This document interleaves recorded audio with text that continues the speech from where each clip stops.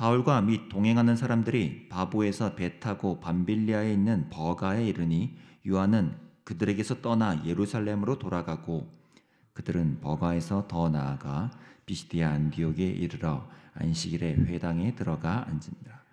율법과 선지자의 글을 읽은 후에 회당장들이 사람을 보내어 물어 이르되 형제들아 만일 백성을 권할 말이 있거든 말하라 하니 바울이 일어나 손짓하며 말하되 이스라엘 사람들과 및 하나님의 경외하는 사람들아 들으라.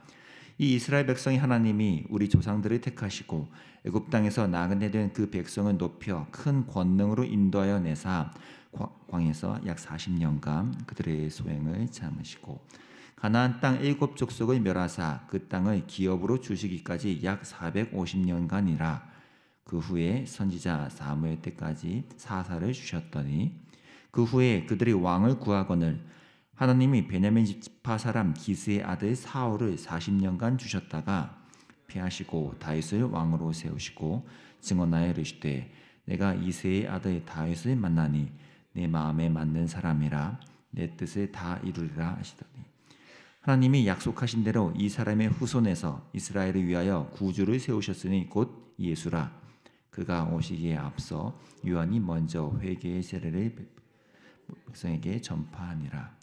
요한이 그 달려가 있기를 마칠 때 말하되 너희가 나를 누구로 생각하느냐? 나는 그리스도가 아니라 내 뒤에 오시는 이가 있으니 나는 그 발의 신발끈을 풀기도 감당하지 못하리라 하였으니 형제들아 아브라함의 후손과 너희 중 하나님을 경외하는 사람들아 이 구원의 말씀을 우리에게 보내셨거늘 예루살렘에 사는 자들과 그들 관리들이 예수와 및 안식일마다 외우는 바 선지자들의 말을 알지 못하므로 예수를 정죄하여 선지자들의 말을 응하게 하였도다.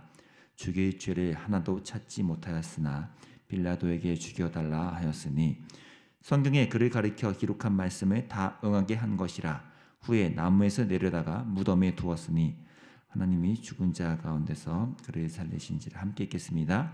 갈릴리로부터 예루살렘에 함께 올라간 사람들에게 여러 날 보이셨으니 그들이 이제 백성 앞에서 그의 증인이라. 아멘. 안디옥 교회가 이제 바나바와 바울을 놓아줌으로써 소위 이제 1차 선교 여행이 시작되었습니다. 구브로 섬을 지나서 이제 바울과 바나바가 배를 타고 저 이제 현재 터키 남쪽 지중해 연안에 있는 이 밤빌리아 지역의 버가라는 곳으로 도착을 하게 되는데요. 그 과정을 기록하는 데에서 첫 번째 눈에 띄는 건 이 13절의 첫 표현입니다. 바울과 및 동행하는 사람들이라고 이제 표현하죠. 이게 왜 눈에 띄냐니까요. 어제 제가 언급드린 바처럼 원래 성경은 좀 중요하고 또 사회적인 명망이나 그런 인지도가 높은 사람들을 먼저 기록하는 습성이 있기 때문에 어제는 분명 바나바로부터 시작된 내용인데 오늘은 이 선교 여행에 있어서는 바울을 앞세우고 있다는 거죠. 어느새 바울이 이 선교 여행에서 좀 중책으로 역할을 변화하고 있다는 것입니다. 근데 이런 변화만이 아니라 또 하나의 사건이 일어난 게 이 13절 중간에 나오는 마가 요한입니다. 마가 요한이 이제 이들을 떠나서 자기 집 있는 예루살렘으로 돌아갔더라는 거예요. 소위 말해 이제 전도 여행을 포기하고 중간에 하차한 것이죠. 조금 힘이 빠질 만한 상황 아니겠어요?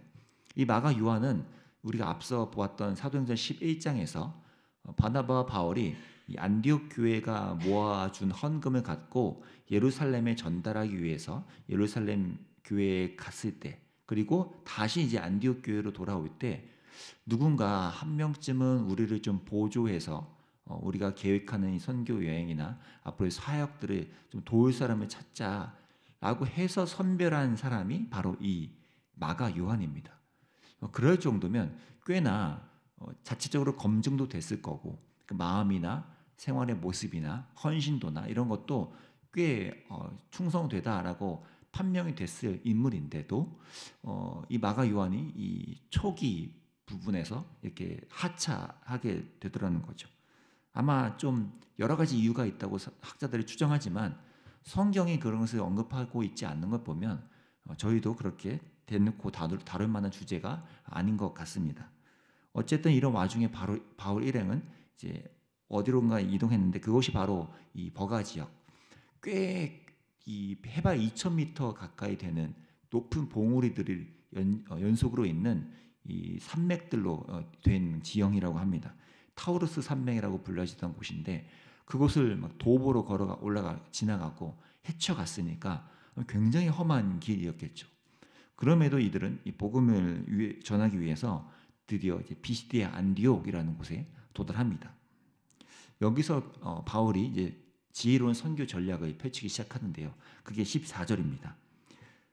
그들은 버가에서 더 나아가 비시디아 안디옥에 이르러 안식일에 회당에 들어가 앉으니라. 비시디아 안디옥은 로마 식민지 도시였는데 이 낯선 땅에서 바울이 택한 전략 요충지가 바로 회당이었다는 거죠. 회당은 유대인들뿐만 아니라 이방인들 중에서도 이 여호와 하나님께 관심을 보이고 뭔가 경건함을 표출하고 있던 이들이 모이는 곳이기 때문에 바울로서는 복음을 전하기 아주 적합한 전략적 요충지였고요.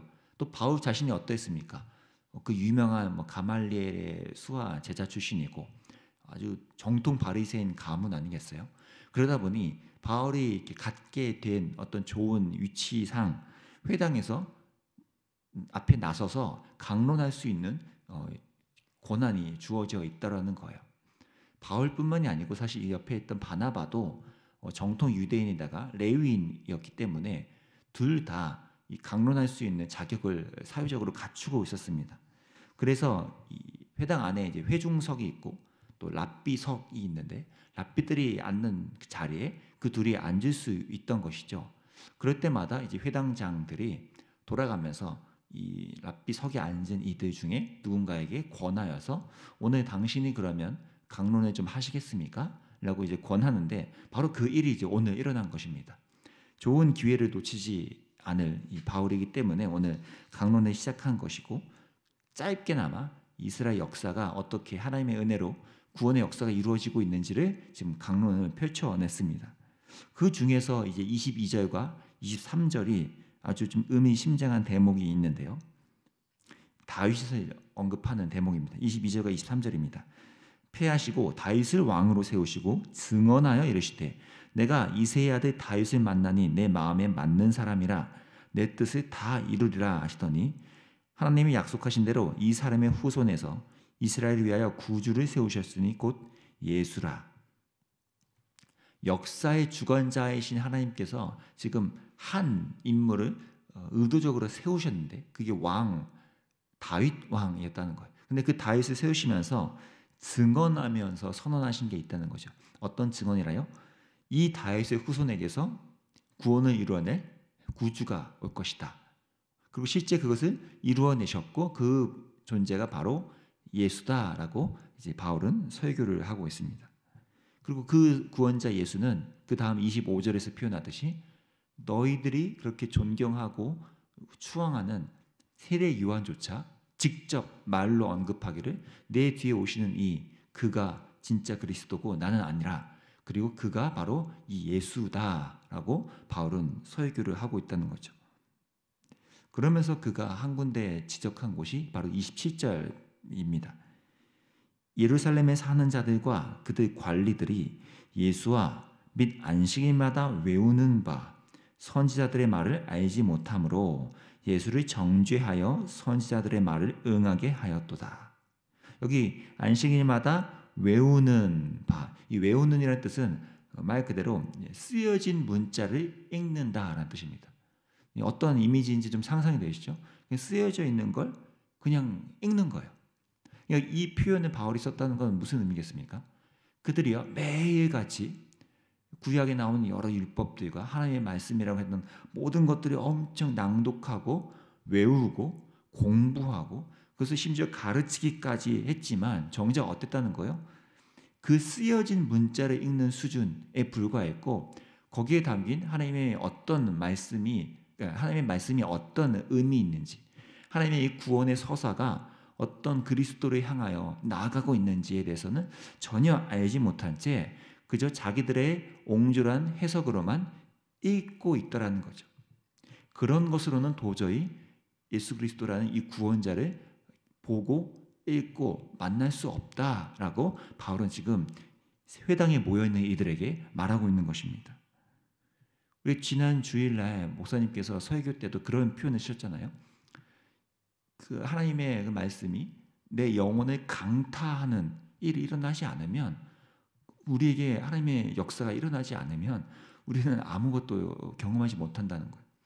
마치 이 유대인들이 예수님을 처벌하고 정죄했던 그들이 수없이 많은 하나님의 말씀이라는 것들을 읽고 공부하고 외우고 낭독했지만, 그들은 그들의 영혼 가운데 이 하나님의 은혜의 말씀이, 구원이 강타되지 않았기 때문에 그들은 여전히 이러한 지경에 처해 있을 수밖에 없더라는 거죠. 그러다 보니 그들은 그저 종교 행위자로만 머물러 있더라는 것입니다. 그들의 결말은 예수를 정죄하고 죽게 하는 장본인이 되었다는 것입니다. 제가 이 부분을 묵상하면서 좀 묘한 아이러니 같은 좀 짠한 마음이 들었습니다. 어떤 거냐면, 하나는요, 한편으로는 열심히 이렇게 성경을 읽고 외우고 가르쳤던 이들을 떠올리면서 든 생각이, 한편으로는 우리도, 저도 자칫하면 우리 이렇게 열심히 예배하고 뭐 한다고 하지만 똑같이 얼마든지 나도 그럴 수 있겠다. 내가 내 영혼 가운데 깊이 스며들고 다가오는 하나님의 말씀을 경험치 못하고 그냥 쓰여진 문자를 읽듯이 하는 정도로만 성경을 대할 수 있겠구나 라는 두려움도 있었고요. 동시에 또 한편으로는 감사함이었습니다. 그렇게 생각해보면 나도 이렇게 쓰여진 문자로만 읽을 수밖에 없는 존재일 텐데, 성령께서 나를 불쌍히 여기셔서 나에게 이런 은혜를 주시고 이 성경 말씀에 하나님의 뜻을 조금이나마 알게 하시고 하나님의 마음을 느끼게 하시고 거기에 순종케 하시는 이런 은혜가 있기 때문에 나는 이 은혜 가운데 지금 서 있는 것이구나 라는 것을 새삼 같이 좀 느끼게 됐습니다. 그래서 문득 많은 분들이 그런 표현하시잖아요. 뭐 은퇴하시는 분들이나 이런 분들 보면 하나같이 일관되게 하시는 표현이, 하나님이 저를 붙잡아 주지 않으셨다면 저도 이 길까지 올 수가 없었습니다. 그리고 요즘에 많은 지탄받는 이들, 뉴스상에 나오는 사람들, 그래서 아우 저 사람들 왜 저래? 라고 하는 그 사람들의 행태가, 내가 그 자리에서 있었더라면 나도 그랬을 거다라고 고백하는 표현을 제가 많이 듣거든요.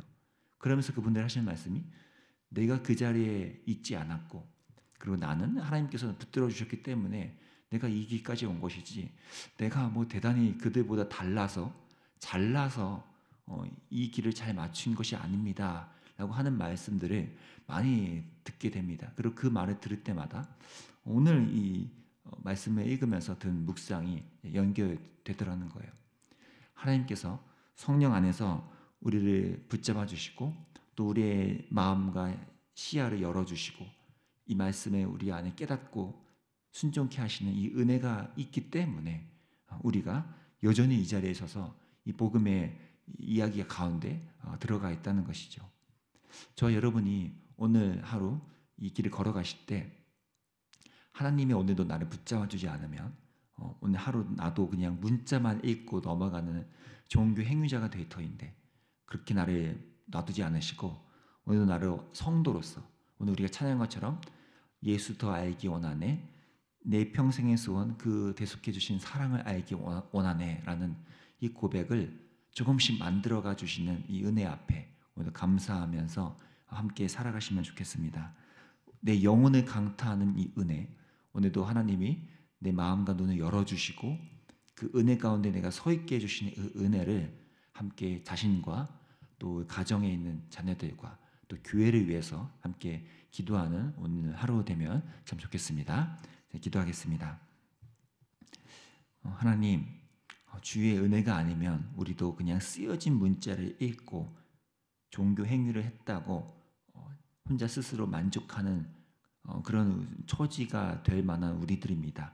주의 은혜로서 오늘도 우리를 조명해 주시고 우리의 눈을 밝히시고 우리의 마음을 열어주셔서 이 말씀이 그냥 쓰여진 하나하나의 문자가 아니라 내 마음속 영혼에 깊이 강타하고 스며들고 또 내 삶을 지휘하고 이동해가는, 그렇게 내 삶의 중추가 되는 하나님의 생명령으로 오늘도 경험되기를 간절히 원합니다.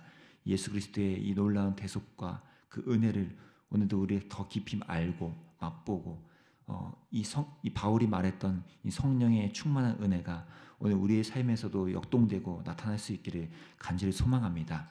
우리가 주의 말씀을 묵상할 때나 주의를 떠올릴 때마다 성령께서 이 감동 감화로서 역사해 주셔서 우리 개인뿐만 아니라 또 사랑하는 우리 가족들, 또 우리 교회 공동체, 또 이 땅에 주님을 알지 못하는 이들이 이 복음에 함께 참여하며 그 복음을 경험할 수 있도록 지금 인도해 주시고 역사해 주시기를 원합니다. 그렇게 우리를 인도해 주실 주님께 감사하며 예수님의 이름으로 기도합니다. 아멘.